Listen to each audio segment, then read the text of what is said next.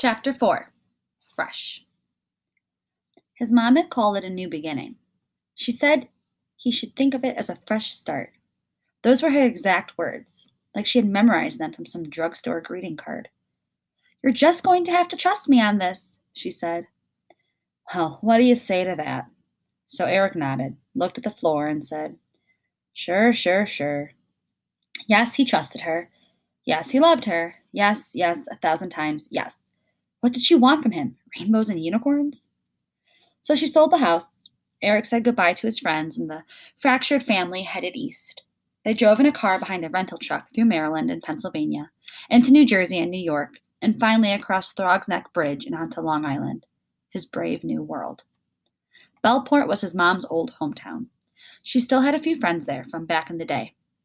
The support she claimed she needed, and, most important, the promise of a good job selling medical supplies for some big company. "Bueno bucks," she commented. "Plus," his mother confessed, "I always missed the ocean when we lived in Ohio, the salty Atlantic. There was even a bicycle path you could take all the way to the Jones Beach boardwalk." She couldn't wait to smell the briny breeze again. Eric didn't care, and it was getting harder to pretend that he did. The way he figured it, there was no such thing as a new beginning. You got one life, and it rolls out like a long hallway carpet. It begins on the day you're born and keeps on rolling until you drop. There's no refresh button, no start over option. At least, when he was at night, when he was alone in bed, that's what Eric felt it the most. Fooling nobody, not even himself, no matter how hard he tried. Eric missed his dad, and he couldn't stop thinking about it. Not lonely, but worse, alone. Abandoned. He promised himself that if he ever saw that man again, Eric would turn his back and walk away. See how he liked it. Stick in the knife and give it a twist. Eric had seen other families break up. He got that part of it. He just didn't want it to happen to his family, and definitely not the way it happened, with his dad flaking out. Lots of dads moved out, but usually they bought a house in the next town or an apartment down the road. They had weekend visits, dinners at lonely Italian restaurants on Wednesday nights, coached Little League, and bankrolled big summer vacations.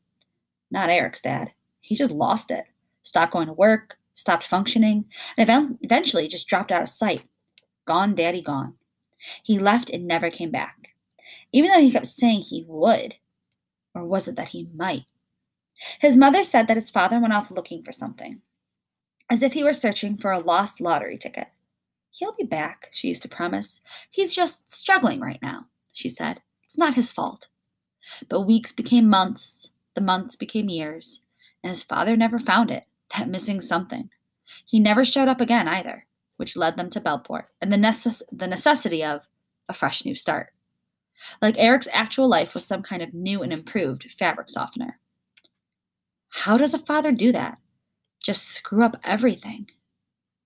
He sent CDs, though. That was the big joke.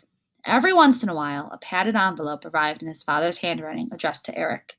He made these random CDs, mostly filled with classic rock stuff like Creedence Clearwater Revival and Bob Dylan and the Allman Brothers, music the dinosaurs used to listen to back in the Jurassic, songs he felt Eric might like. And he was mostly right about that. The tunes were pretty good.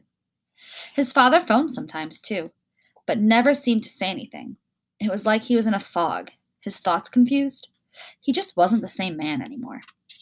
For sure, he never said the one thing Eric wanted to hear. He never said, "I'm better now. I'm coming home." Some dad, huh? Just swell. He called yesterday. Eric didn't even know why.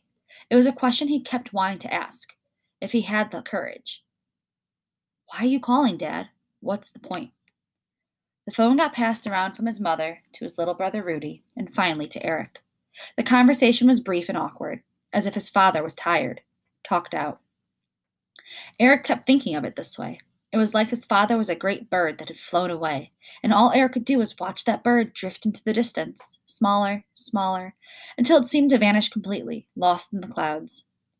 It felt a little like death, a wisp of smoke vanishing in the air, gone but not forgotten. So, okay, the phone calls didn't go real well.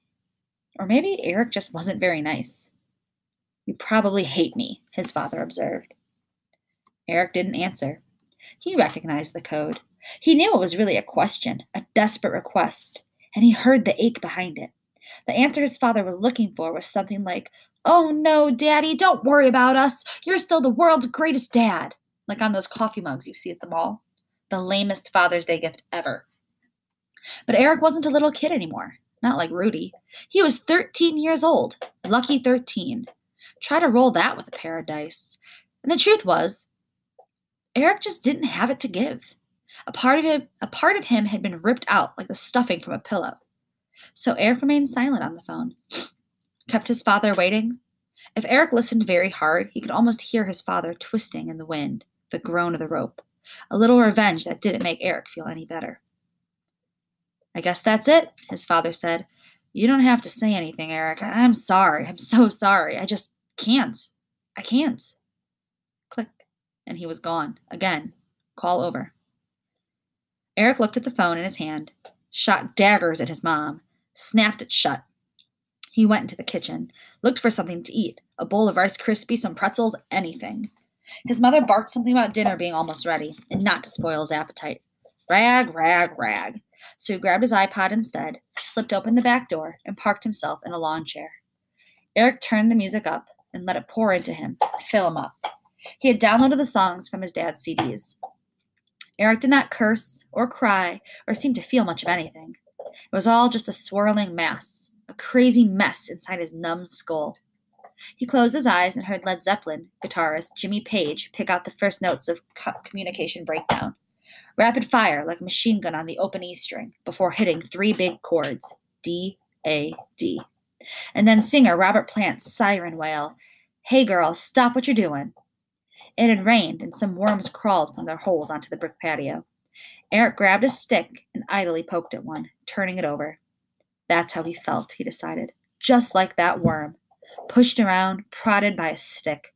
After a while, he'd crawl back into his hole, and then, in a few days, off to school. A new hole with red bricks and homework. It would be a fresh start, a new beginning. Isn't that what his mom said? New and improved. Guaranteed, or your money back.